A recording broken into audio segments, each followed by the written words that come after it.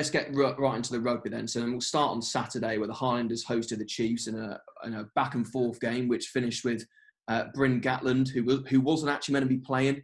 Josh Ione was a late withdrawal off the bench. Apparently, Gatland had gone out for dinner the night before and then told his dad via text after the meal that he was actually going to be playing off the bench after D-Mac gets a penalty drop goal, which you think, wow, they're going to win the game. First of all, drop goal in Super Rugby, that's unheard of. But then 2 came along at once. Yeah. So yeah, Gatland sinks Gatland. Oh, yeah. And it wasn't what we expected. No.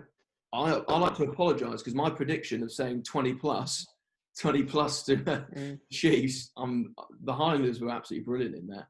Do you want to start, Johnny, with a bit of some points you had with to do with the Chiefs? Maybe we'll start with the Chiefs. Well, I think with the Chiefs is that it was clear. Well, I think with all the teams, they're all a bit rusty and they're all getting used to the new reffing and the stricter reffing.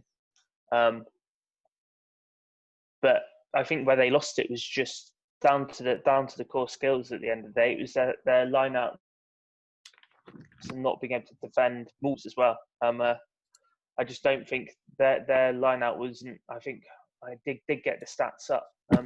They lost 4 line-outs,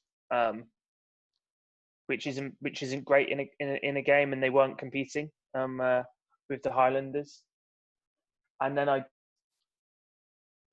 think I know he might have been coming back from injury, and there's a few more weeks to go in this competition. But having Cruden starting might have made a big difference, just to settle the ship a bit, because they looked rattled by half time. They looked kind of as if they were hanging on potentially to the Highlanders scoring more tries from their maul. But yeah, that's I think it was down to the old lineouts and mauls, the stuff that I like to see. Yeah, Caleb Trask definitely struggled. Like we'll come on to the Highlanders in a bit, but it wasn't a game for 2 young 10s. I mean, I'll talk about Mitch Hunt in a moment, but yeah, poor old Caleb Trask just was a little bit lost in that game, and potentially D-Mac, Damien McKenzie could have potentially slotted in a bit more at 10, which maybe Bowden Barrett did for the Blues, just a little bit more offering to get them out wide. Because for me, the Chiefs, and I'll talk about the Highlanders in a moment about their defence, because their defence was actually not great, but the Chiefs just could not transition. Like if you compare the 2 games of the Blues and the Canes, they were getting the ball wide after a few phases. The Chiefs just couldn't transition at all. Like, I mean, I can't remember off the top of my head who was playing on the wing for the Chiefs, but I don't think they touched the ball in the first bit. No, and the Chiefs had the fair share of possession, territory, meters made, but they didn't actually convert. And actually, the Highlanders kicked it out of hand more, a lot more. And actually, they just played simple rugby in the right areas of the park, where the Chiefs were kind of trying things from all areas, and it just didn't pay off. I just think, yeah, the Chiefs just were probably a bit rusty, and they didn't come out and perform as well as they should have done, really. But on the flip side, with the Highlanders, you talked about the Chiefs line-out not function. The line-out, I think, was about 95%, 100% from the Highlanders. Like Ash Dixon led from the front, being the captain. He had an absolute stellar game, some fantastic offloads from the start. He did a couple of things where they potentially could have gone wide in the first half, and he made a mistake. But their line-out all day. So it was Parkinson and was it Parkinson? Yeah, Parkinson in the second row. Yeah, brilliant. They were. What was good is they kept flipping between going short, in the middle, who was taking the ball, which you don't usually see a lot from teams. Like if you're looking, especially in the English Premiership, you like Wasps, for example, have got Launchbury that will call most things to him. Saracens, they call most of the time, goes to a Toje. A couple of times will go to Cruz. But it was like one line out, it was going to Dixon, then it was going to Parkinson, it was going to the front, it was going to the back. That line out was absolutely crucial for them. Brilliant. Yeah, no, very impressive. And I think what's clear with the Highlanders, though, is that the obvious thing to say, but it's Aaron Smith who makes them tick. Oh, God, yeah. With that doubt.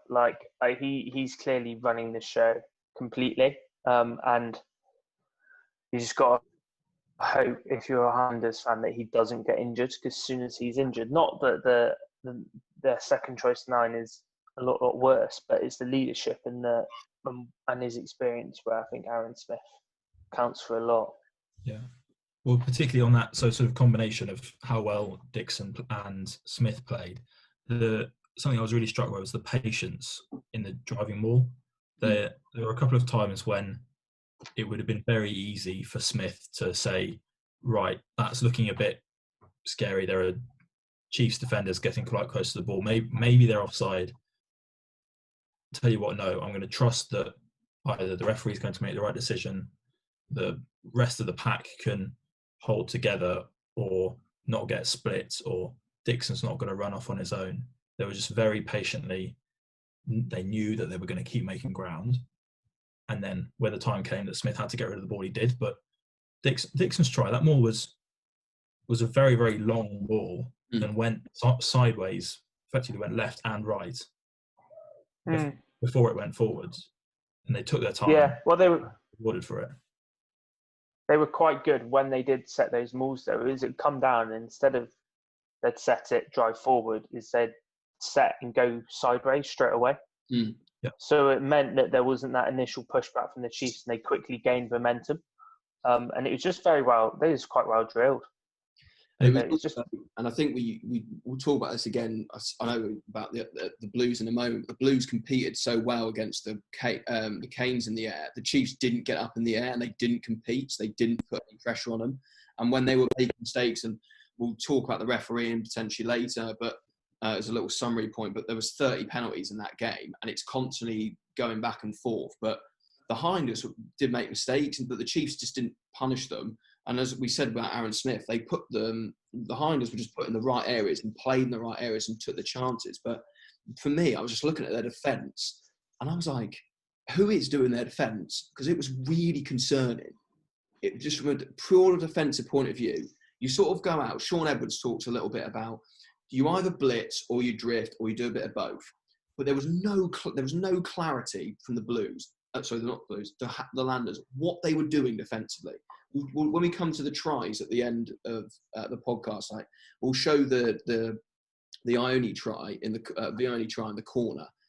It just stop and goes. They're up and they're back, and they were cut to pieces at some point, because you've got some people that are pressing. So there was a time where Tompkinson gives away an early penalty in the 10 minutes where he's just flown out of the line, and everyone's like, "What the hell are you doing?" You then got time where they're not pressing. Then you got time when they're over pressing. And actually, they were defending far too narrow. That yes, they were getting turnovers. Tuo got some fantastic turnovers over the ball, but the Chiefs, as I said, were not transitioning. And if they transitioned just out to Mackenzie for the second receiver, just did 2 passes and put the ball in behind, it could have been a different story. Overall, for me anyway, the Highlanders deserved to win the game because their set piece was brilliant, but their defence has to be worked, because they've got a bye. Yeah. They've got a bye next week, so they need to just go away and just look at their defence again. Because I'm not quite sure in 3 weeks. I haven't looked that far ahead who they're going to be playing. Hopefully, someone can tell me this. But a good team like the Blues and the Crusaders, for example, that have got the attack, they're going to get ripped apart.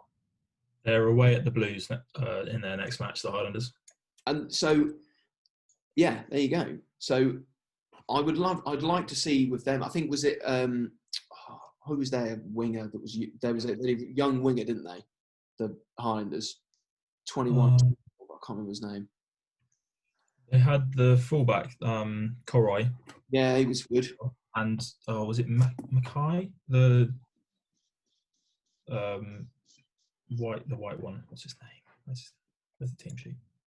Yeah, while you're just getting that, I just thought you just reminded me about the discipline as well. They've just got to cut out 2 yellow cards. First, as I say, the 15 just dumped him. That's a yellow card. And then I can't remember the winger's name, but you can tell me this, Harry, in a moment. Just stupid.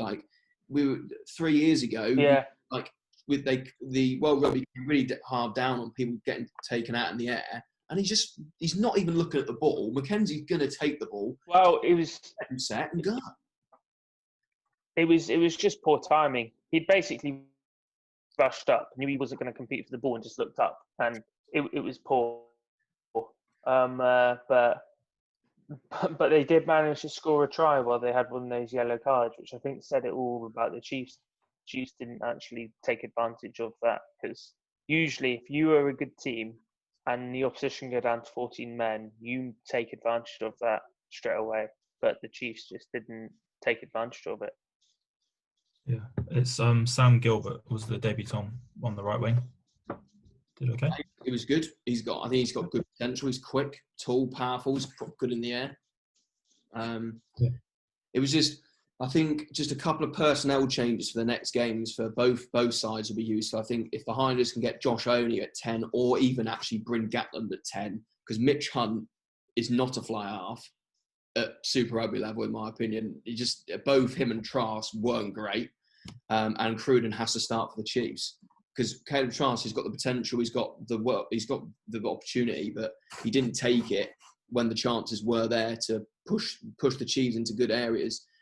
They've got to get Cruden in there, and the Chiefs need Kane back, Sam Kane. Yeah, the Chiefs do have an option that they could, if I'm not sure what the issue is with Cruden, if they don't want him playing the full 80 minutes, if they don't want to start him, you could move Mackenzie to 10. And then Nana Satura onto the wing with Stevenson at fullback.